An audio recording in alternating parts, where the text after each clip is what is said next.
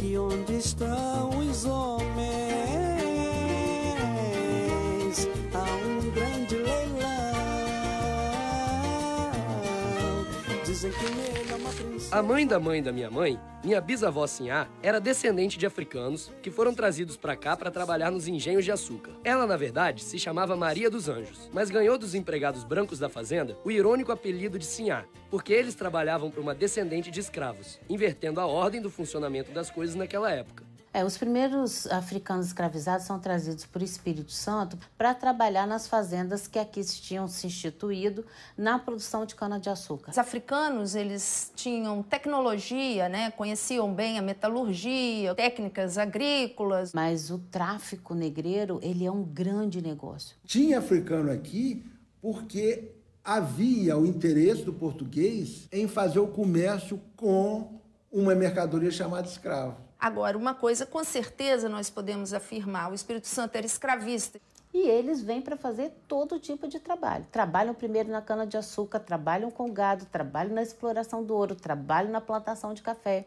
Foi a mão de obra que fez o Brasil. Ou seja, a gente tem 300 anos de uma presença negra aqui, né, dentro do regime escravagista, sustentando a economia, marcando também a sua presença cultural e dando a sua contribuição para a formação do Estado do Espírito Santo. Resumindo, obrigaram os africanos a virem para cá e os obrigaram a trabalhar, sem receber salário, férias e tudo mais. E ainda por cima, como a África é enorme, não era exatamente um bando de amigos que vinham para cá. Porque quando a gente fala da África, a gente costuma achar que todo mundo era igual, e não era. A África é um continente. São inúmeros povos com inúmeras culturas. E falavam línguas diferentes, culturas diferentes, deuses diferentes. E aqui no Espírito Santo nós recebemos inúmeros povos, até porque era estratégia do colonizador dividir, né, para poder controlar. E muitas vezes colocava sob a mesma senzala povos que eram inclusive inimigos em si. É realmente impressionante a força dessa galera. O primeiro negro que pisou no Brasil já pisou resistindo. A resistência é uma condição espiritual que eles desenvolveram e cultuam até hoje. Era a opressão que os unia, ou seja, eles estabeleciam laços para resistir à opressão. Seja por pequenos grupos, seja por revolta própria, fugas, até a gente chegar na Constituição dos Quilombos. Quilombos, que eram as aldeias onde moravam os escravos fugidos. E hoje são comunidades muito maneiras onde vivem os descendentes desses escravos.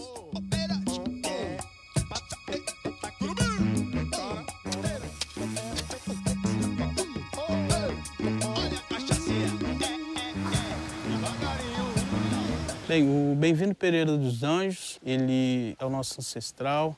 Bem-vindo veio lá da África, no navio.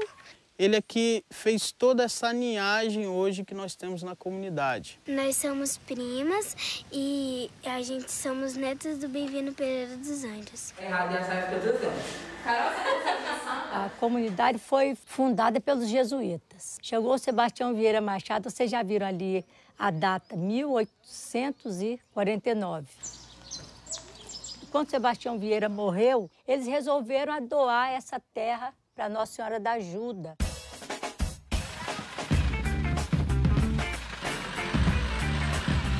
A comunidade aqui nós somos em 82 famílias. Aqui tem mais de 200 famílias. Todos são herdeiros um do outro.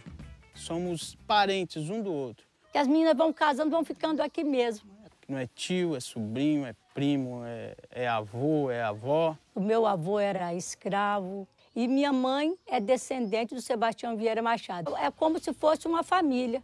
Sou muito feliz. Porque é um lugar bom de morar. Principalmente por morar aqui. Sou muito feliz no meu quilombo. Que beleza! E beleza também é a força dessa galera ainda hoje. Mas isso a gente vai ver no próximo bloco. Então não saiam daí.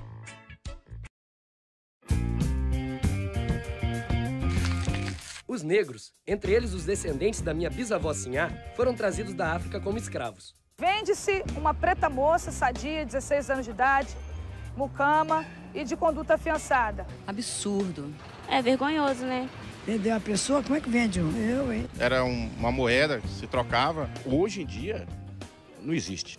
Só com cachorro. Não deve ter isso, porque não existe esse negócio de raça. E todo brasileiro tem o pé na senzala. Pois é, como eu dizia, Os negros que foram trazidos como escravos comeram o pão que o diabo amassou e ainda tiveram que se unir, se organizar e lutar por sua liberdade. Liberdade era o quê? Era sair da escravidão. Todo mundo pensa que a escravidão acabou quando a princesa Isabel assinou a tal de Lei Áurea. Mas não foi bem assim. O combate à escravidão se inicia, só que na forma do emancipacionismo, como a gente chama, porque era uma ideia de fim da escravidão gradual. Explicando melhor, primeiro, em 1850, houve a extinção do tráfico de escravos. Depois, em 1871, saiu a Lei do Ventre Livre, que dizia que os filhos de escravos que nasceram a partir daí seriam livres. Aí, em 1885, foi decretada outra lei que amparava os negros com mais de 65 anos de idade. E só em 1888, a Lei Áurea abolia de vez a escravidão em nosso país. Ah, veio a abolição da escravatura? Veio. Quando o senhor, dava liberdade ao escravo, ele nunca dava de graça, ele queria receber por perder a propriedade do escravo. E a princesa Isabel, ela assinou uma carta de alforria sem ressarcir os senhores por essa perda. Quem é que ia fazer o cultivo das fazendas? Como é que isso ia ser mantido? Como é que essa estrutura econômica ia ser mantida? Boa pergunta. O problema é o que aconteceu com o negro brasileiro depois da escravidão.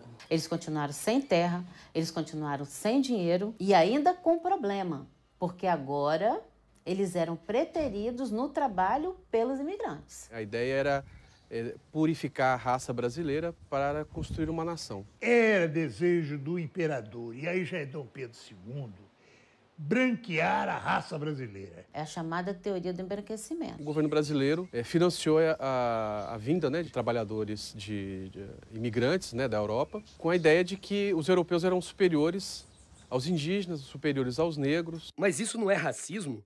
O racismo vem exatamente dessa ideia da supremacia cultural, onde um grupo diz: a minha cultura é superior à sua. Aqui no Brasil, essas teses vão chegar colocando o negro como a raça inferior. É uma elaboração científica, inclusive. O racismo vem exatamente dessa concepção, dessas teorias científicas de superioridade de raça, que hoje se encontram de fato superadas, mas o racismo não está superado. Que odiava, mas o que tá falando aqui, seu preto, seu macaco, seu fundo de frigideira, freada de camburão?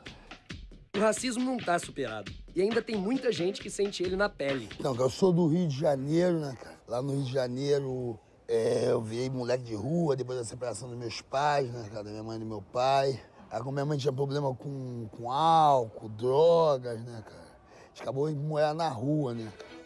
O Jamelão já morou na rua, já foi caseiro e já foi vítima de muitos tipos de injustiças e preconceitos. Mas ele conheceu o jiu-jitsu.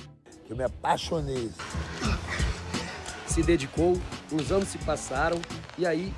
E eles me perguntaram: pô, tu quer ir com a gente pro Espírito Santo?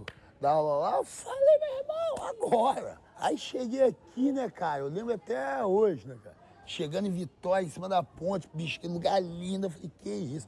Foi paixão à primeira vista, cara. Aí daí pra frente explodiu, né, cara? Aí o jiu-jitsu cresceu aqui. Eu costumo dizer que eu sou avô dessa galera toda, né? O racismo ainda não acabou, o preconceito também não acabou.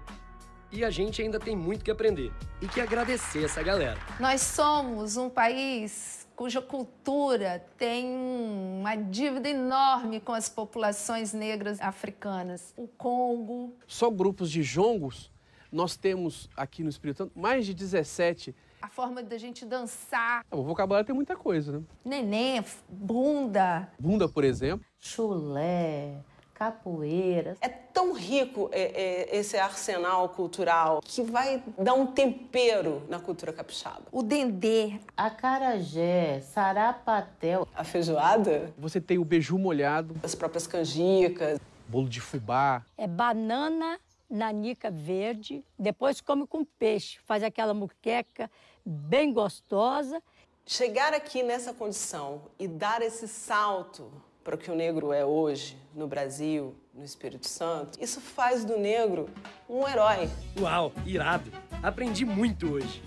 E a gente se encontra de novo no próximo sábado, quando tem mais raízes para vocês.